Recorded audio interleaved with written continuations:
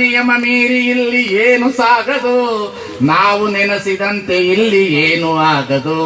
ನಿರಾಶೆ ಏತಕೆ, ವಿಷಾದ ಏತಕೆ, ಅದೇನೆ ಬಂದರೂ ಅವನೇ ಕಾರಣ.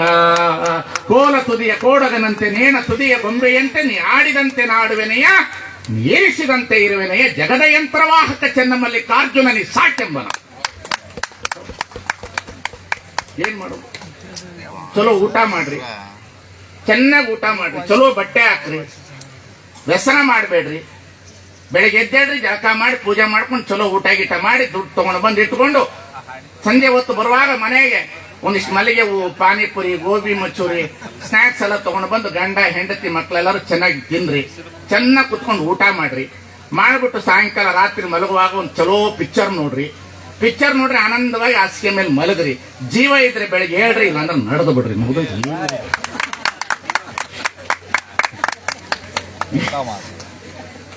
ಏನಂತಾನೆ ಅರ್ಥ ಆಗೋದು. ನಮಗೆ ಸನ್ಯಾಸಿಗಳಿದ್ದಷ್ಟು ಸುಖ ನಿಮಗ್ ಕಾಣ್ತಾ ಇಲ್ಲಲ್ಲ, ಯಾಕೆ ನನಗೆ ಅರ್ಥನೇ ಆಗ್ತಾ ಇಲ್ಲ. ಬೆಳಗ್ಗೆ ಎದ್ದು ನೋಡ್ಬೇಕ್ರಿ, ವಯಸ್ಸಿನಲ್ಲಿ ಓಡು ಅಂದ್ರೆ ಓಡಲ್ರಿ, ಇವು ವಯಸ್ಸಿನಲ್ಲಿ ಯೋಗ ಮಾಡಂದ್ರೆ ಮಾಡಲ್ರಿ, ಪೂಜೆ ಮಾಡಂದ್ರೆ ಮಾಡಲ್ಲ. ಆಮೇಲೆ ಇಷ್ಟಿಷ್ಟು ದಪ್ಪ ಆಗಿರ್ತಾರೆ, ಪಾರ್ಕ್ನ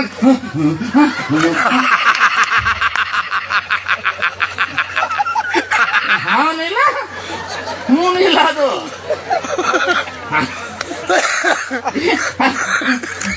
ಏನ್ ಮಾಡಕತ್ತಿ ಅಪ್ಪ,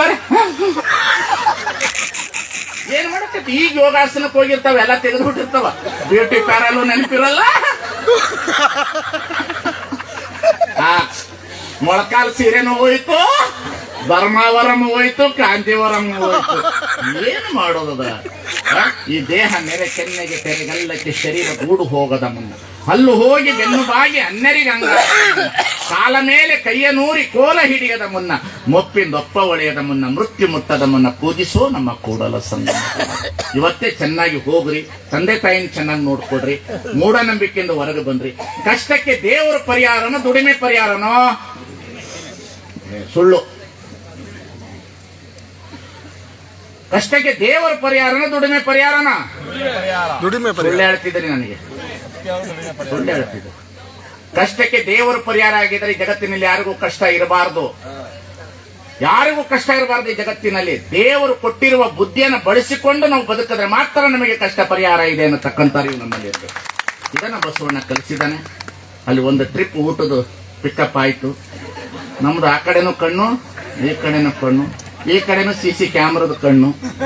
ಹಾಗಾಗಿ ಇವರಿಬ್ಬರು ಚೆನ್ನಾಗಿರ್ಲಿ, ಜೀವನ ಚೆನ್ನಾಗಿರ್ಲಿ, ಬದುಕು ಚೆನ್ನಾಗಿರ್ಲಿ. ನಿಮ್ಗೆ ಯಾರಿಗಾದ್ರೂ ಮದುವೆ ಮಾಡಿಸ್ಕೋಬೇಕು ಅಂತ ಆಸೆ ಇದ್ರೆ ಹೇಳ್ರಿ, ನಮ್ಗೆ ಮಾಡ್ತೀವಿ ಮದುವೆನ. ಗಂಡಿಗೆ ಹೆಣ್ಣು ಸಿಗ್ತಾ ಇಲ್ಲ.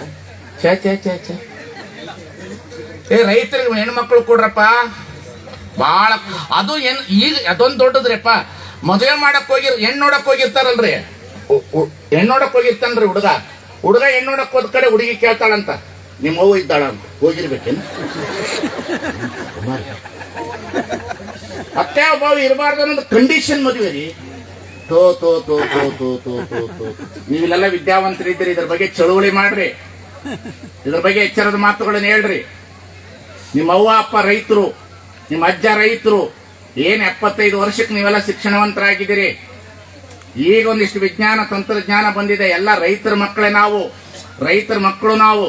ರೈತರು ಬೆಳೆದು ಕೊಟ್ಟ ನಾವು ಅನ್ನ ಉಣ್ಣುತ್ತೇನೆ. ಆಗ್ಲೇ ಹೇಳದ್ನಲ್ಲ ನಾನು ಇವ್ರ ಬಗ್ಗೆ. ಈ ಜಗತ್ತಿನಲ್ಲಿ ಇವತ್ತಲ್ಲ ನಾಳೆ ರೈತರ ಮನೆಗೆ ಕ್ಯೂ ನಿಲ್ಲುವ ಕಾಲ ಬರ್ತದೆ ಅನ್ನತಕ್ಕಂಥದ್ದನ್ನ ನೀವು ಯಾರು ಮರಿಬೇಡ್ರಿ ಅನ್ನತಕ್ಕಂಥ ಮಾತನ್ನು ತಿಳ್ಕೊಳ್ತಾ ತಮ್ಮೆಲ್ಲರಿಗೆ ಮತ್ತೊಮ್ಮೆ ವಂದಿಸಿ ಅವರಿಬ್ಬರ ಜೀವನ ಚೆನ್ನಾಗಿದೆ ಅನ್ನತಕ್ಕಂಥ ಮಾತನ್ನು ಹೇಳ್ತಾ ಈಗ ಅವರಿಬ್ಬರಿಗೆ ಹೂದಾರವನ್ನು ಬದಲಾಯಿಸ್ತೇವೆ. ನೀವೆಲ್ಲರೂ ಇರಿ. ಊಟ ಮಾಡಿದವರು ಬಂದು ವಿಶ್ ಮಾಡ್ತಾರೆ, ಇಲ್ಲ ಇರೋರು ನೀವು ವಿಶ್ ಮಾಡ್ರಿ. ಸಮಾಧಾನದಲ್ಲಿ ವಿಶ್ ಮಾಡಿ ಅವ್ರನ್ನ ಹರಸಿ ಹೋಗ್ರಿ. ಹೋಗೋತ್ತಿಗೆ ಅವ್ರನ್ನ ಕೇಳ್ರಿ. ಗಂಡ ಹೆಣ್ಣು ಹೆಸರು ಕೇಳ್ತೀರಲ್ಲ, ನಿನ್ನ ಹೆಸರು